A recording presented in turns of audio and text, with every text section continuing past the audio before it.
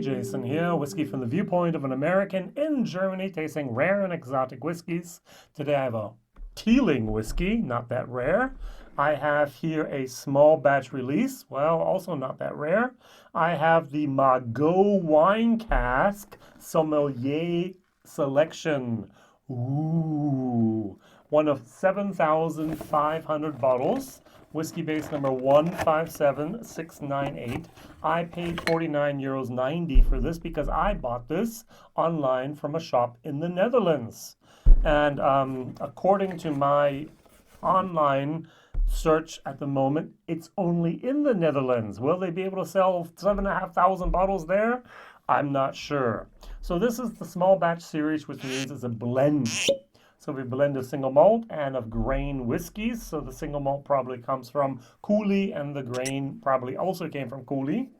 They had both the capacity to do pot still whiskey as well as single malt and also column still grain.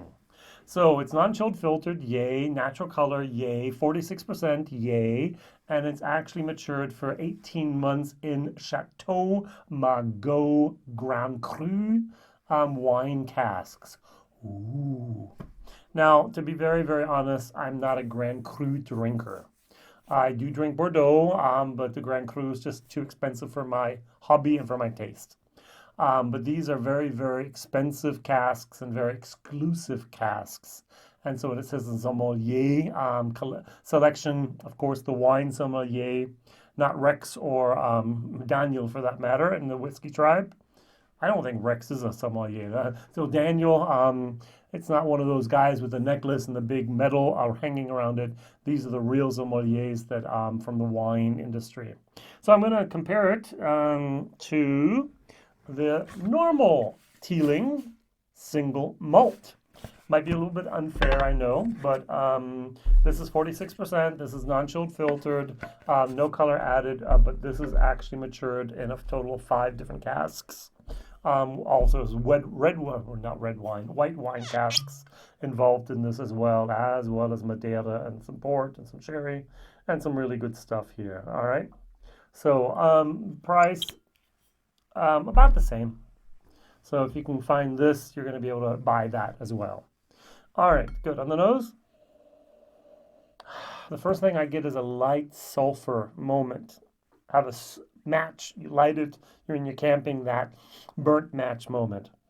Why? Because the Grand Cru, it's a wine cask. Wine casks are not that heavy on the alcohol like whiskey, and therefore bacteria can get in there, and the wine barrels can actually get contaminated and have a fungus or a bacteria, and it can actually spoil. We don't have that problem with whiskey because of the high alcohol content. But they do, and so they put this little sulfur candle in there, and they keep the barrels clean, at least ready for transport. Okay, good.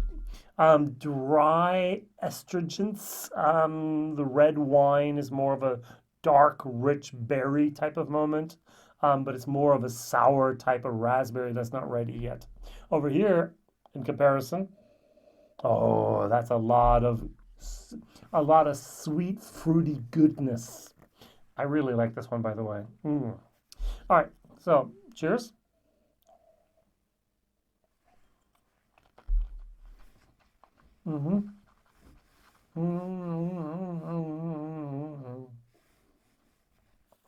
Wow.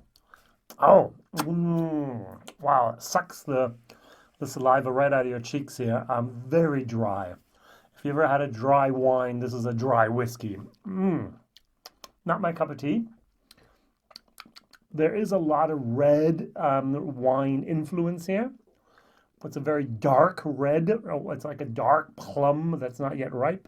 It's like a dark raspberry that's not ripe, or a better said, a blackberry that's not ripe. Wow. And even the finish, it just coats your palate with sawdust. It's very, very, very dry. Adding a few drops of water. Let's see what happens. 1, 2, 3. And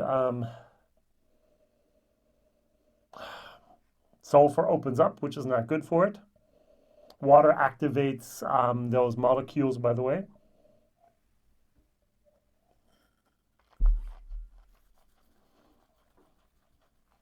Mm-mm. Mm. It has a tick more sweetness, but the entire time the dryness of that red wine is on top of it and just pushing down the sweetness and say, "Hi, I'm here and I'm doing my job." Oh, this is actually for me a C minus whiskey. I'm not particularly fond of it. If you like to have a heavily wine influenced whiskey, if you like to have a dry whiskey, like a dry red wine, this is what you need. Now, if you're interested more in a fruity sweetness, you come over to the sweet side with the single malt. Alex, the master distiller, master blender, did an excellent job in this.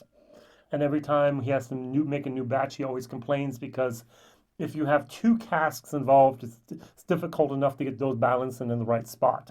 If you have 5 different casks, he says it's a nightmare getting the right proportions and getting the right balance of all the flavors to finally have a new batch. It's a lot of work, actually. Mm, mm, mm. I like. Mm. Oh, the fruitiness. Ah, yeah. Tropical fruit. And here you can actually taste very, very minimized with a little bit of alcohol sharpness. The Teeling 24-year-old that was the whiskey of the year 2020, the whiskey single malt of the year 2020, that just has all that fruity tropicalness. It's here, hidden, and it's there for a short, brief moment. But if you take the 24-year-old from Teeling, you get to have it the entire time. Now you're going to pay 45 euros basically for this. You're going to pay 450 euros if you get lucky basically for the 24-year-old. So is it really worth 10 times the price? Some people would say yay. Some people would say nay. I would be the nay crowd, by the way. All right, this is getting, as I said here, a C minus on the taste. It's getting a D plus in the value for money. 50 euros is a lot of money for me to pay for a no age statement. Finished Irish whiskey, especially since it's not in the country I bought it in. It's not available in Germany at all. Crafted and bottled by the Irish Whiskey Company, 13 to 17, a new market in Dublin, 8, Ireland. Yay. All right, thank you very much for watching. Question of the day is, what is your favorite Irish whiskey? I think I do really enjoy the Brabazon. 2, I think that was the port. It might have been the one with the port. I really like that. I wasn't a big fan of the 3. Oh well, but there's some really, really good Teelings out there. I remember once a 14-year-old Teeling that was matured fully in a port cask. Cask strength 53, 54%. Oh, that stuff was raspberry juice in a glass. And there were some very, very fine single casks out there as well. So, all right, thank you very much for watching. Please like, subscribe, please tell others. Maybe even share this video, be so kind. WhiskyJason, taste whiskeys you probably never see, probably never ever taste, but maybe you might have the chance to try my comparison whiskey. All the best. Thank you very much for watching. Bye-bye.